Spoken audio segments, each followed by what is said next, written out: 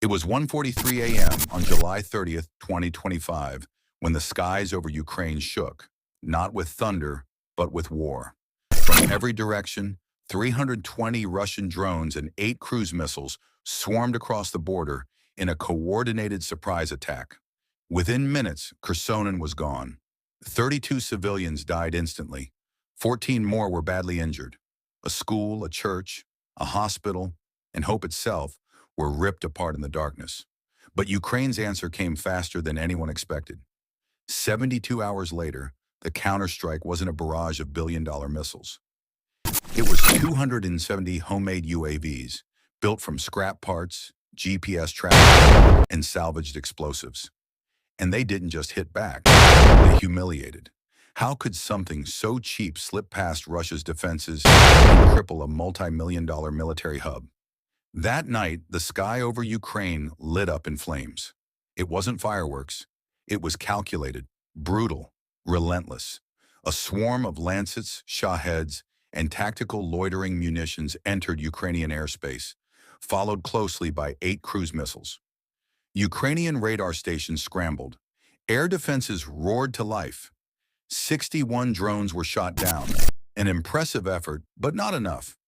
16 UAVs and 6 cruise missiles broke through, hitting 8 civilian targets. Kherson suffered the worst. Once a frontline city, now a fragile recovery zone, it became a killing ground. A school, a church, an apartment block, and a field hospital were struck. A direct hit on a medical tent trapped children and medics in flames. The death toll rose quickly. 32 dead, 14 gravely injured, burns, shrapnel, and broken bodies. Not a single one was armed. They were ordinary people caught in a calculated act of terror meant to break morale. Survivors called it a storm of screaming metal. Rescue workers clawed through rubble with bare hands, lighting their way with phones. Sirens wailed into the night. When President Volodymyr Zelensky received the full casualty report, he stared at the floor for nearly a minute before saying just one word. Enough. This wasn't just an attack, it was a message, one written in steel and fire, not against Ukraine's army, but against its people.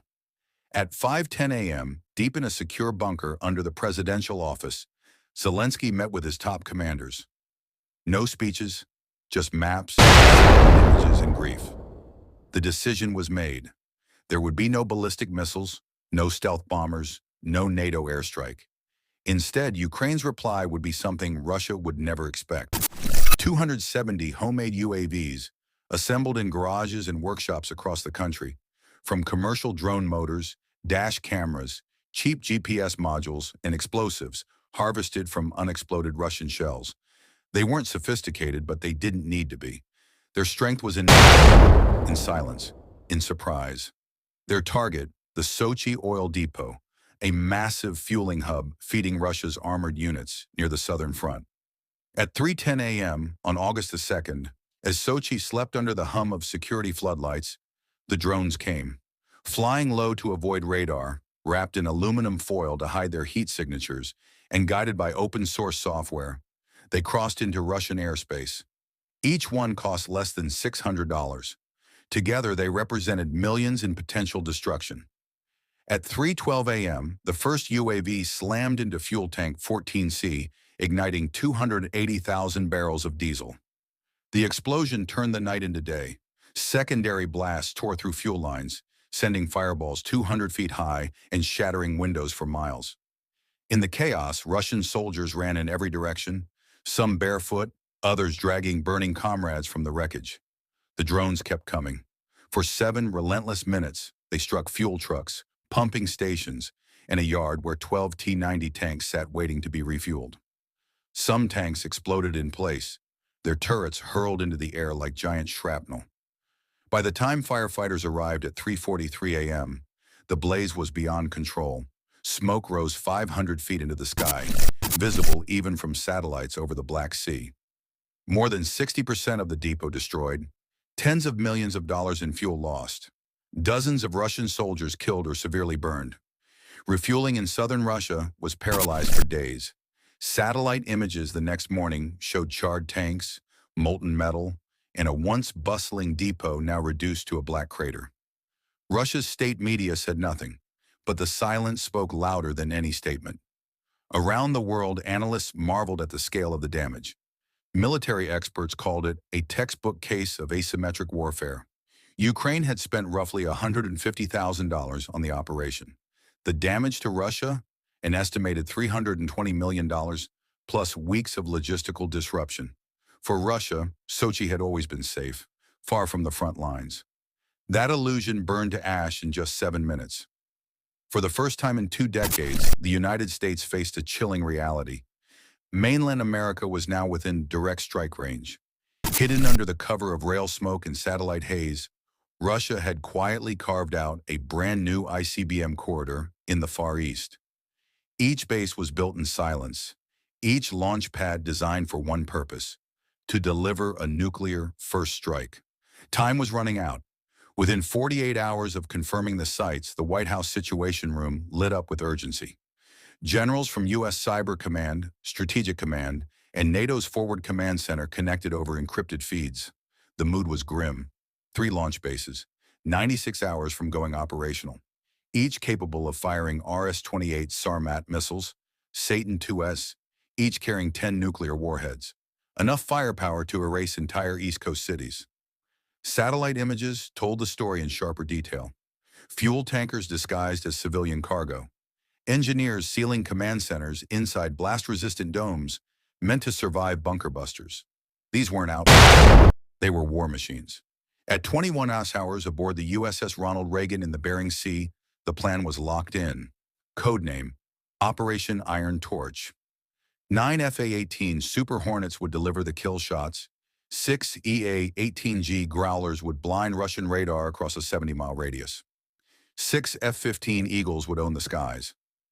And in a move no one expected, 60 Ukrainian custom-built drones, equipped with thermal cloaking and satellite relays, would act as scouts, jammers, and decoys. $2 billion of steel, speed, and firepower converging on a single billion-dollar Russian weapons train. 2:37 a.m. Moscow time, July 14, 2025. The eastern Russian sky erupted, not with thunder, but with the scream of jet engines and the static hum of electronic warfare. First came the 60 Ukrainian drones, small, homemade, deadly. Built for under $10,000 each, they punched through a multi-billion-dollar defense grid and started jamming radar frequencies across a 50-kilometer arc. In seconds, Russia's eyes went dark. 6 Growlers skimmed the treetops, frying early warning systems in under 72 seconds. Backup radars booted up, only to be tricked by decoy feeds from the drones. Then came the kill team. 9 FA-18 Super Hornets locked onto their moving target, a 14-car weapons train thundering through a forested rail corridor, hauling 450,000 gallons of fuel, warhead components, and mobile radar systems worth $2.3 billion. The first bomb tore into car number 7, packed with volatile oxidizers. The explosion raced down the train like a burning fuse, ending in a fireball 300 feet high. The shock wave shattered windows 15 miles away. Thermal satellite feeds showed the forest itself igniting. 2.7 square kilometers scorched in 11 minutes. Above, 6 F-15 Eagles swatted 2 Russian interceptors from the sky and destroyed a mobile SAM launcher before it could fire. 7 minutes, 48 seconds. No U.S. or Ukrainian losses. The weapons train was gone. Nothing to salvage, nothing left alive. But Operation Iron Torch wasn't over. The second wave was already inbound. 5 more Super Hornets with bunker-busting JDAMs, 4 F-15E Strike Eagles, another swarm of Ukrainian drones for targeting and damage assessment. Target 1, Site SoCal. 17, Command Center, reinforced concrete dome, 3 meters thick. 1 GBU-31 penetrator smashed through, detonating inside the bunker. 43 personnel, including senior missile techs, gone in an instant. Blast equivalent 1.5 tons of TNT. Target 2, Site Baikal 3, mobile missile launchers and stored warheads. Ukrainian UAVs fed live coordinates as a precision strike ignited 14 tons of solid fuel propellant. The chain reaction blew the roof off the underground depot. Flames shot 100 feet high. Tremors were felt 90 miles away.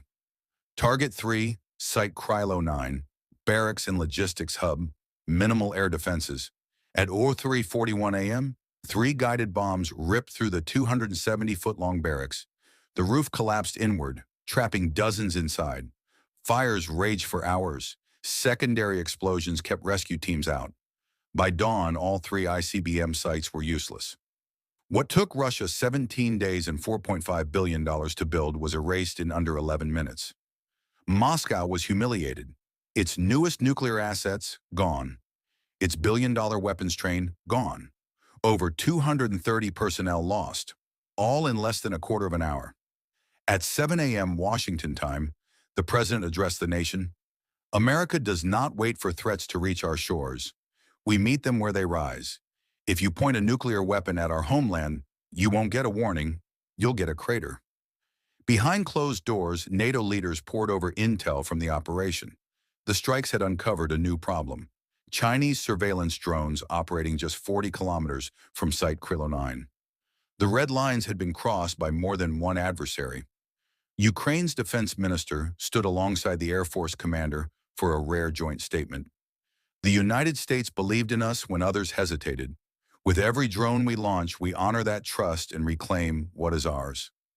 Footage of the obliterated sites, charred earth, collapsed domes, cratered rails, went viral, racking up 22 million views in 6 hours. Military analysts called it a masterclass in joint warfare. Precision, speed, and allied coordination dismantling the most hardened defenses.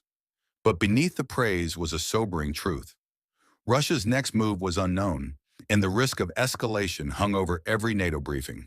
From Tokyo to Canberra, Pacific allies raised alerts over similar rapid construction near Russian and Chinese naval ports. If America could do this in Russia, what message did that send to Beijing? To Tehran?